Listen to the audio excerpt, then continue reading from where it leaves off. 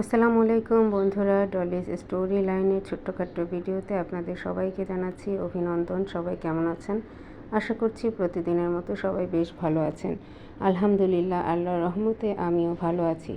আমাদের জীবন নামের এই বেড়াজালে সুখ দুঃখ মিলিয়ে আমাদের জীবন। আমরা সুখটাকে যতটুকু না দেখি, দুঃখটাকে তার থেকে হাজার গুণ বেশি প্রতিদিন প্রতিনিয়ত আমরা অনুভব করি। কারণ দুঃখটা যত বেশি দেখা যায়, সুখটা তত বেশি দেখা যায় না। যাই হোক, সুখ দুঃখ মিলে জীবনের চলার পথ আসলে এই গতিতেই আমাদের চলতে হয়। আর আমরা নারীরা তো চিরন্তনই একেবারে এক নাগাড়ে চলতে থাকি। তো এখন সুখের পর্বে চলে আসলাম। বিকেলবেলা ছেলেকে নিয়ে একটু ঘোরাঘুরি করার জন্য আমরা বসুন্ধরায় গিয়েছিলাম। এটা হচ্ছে পার্ট 2 বলতে পারেন, কারণ কিছু অংশ আমি গতকাল এবং গতকাল ভিডিওতে দেখিয়েছিলাম। আজকে হচ্ছে কিছুটা দেখাচ্ছি। এখানে বসুন্ধরা সিটির যে এই ভিউটা, এটা কিন্তু বেশ ভালো লাগে উপর থেকে।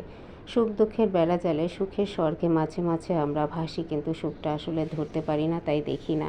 সুখের স্বর্গে যখন আমরা ভাসি, সুখের সমুদ্রে ভাসি, তখন আসলে অনুভব করি না।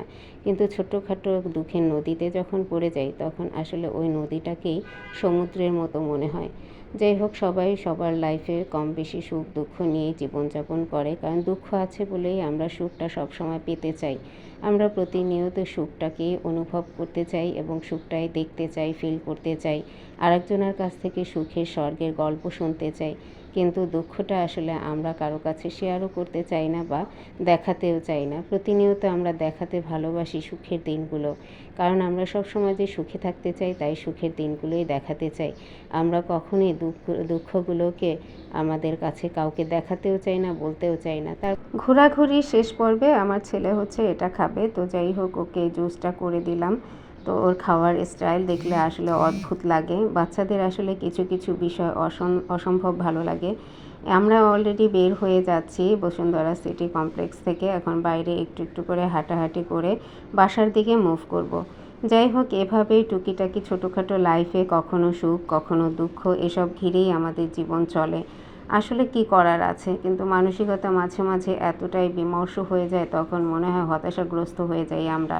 কিন্তু আসলে না, ধৈর্য ধরে সৃষ্টিকর্তার উপর নির্ভর করে আমাদের জীবনযাপন করাটাই উত্তম। তাই সবাই ভালো থাকবেন, সুস্থ থাকবেন। যারা সঙ্গে ছিলেন আপনাদেরকে অসংখ্য ধন্যবাদ।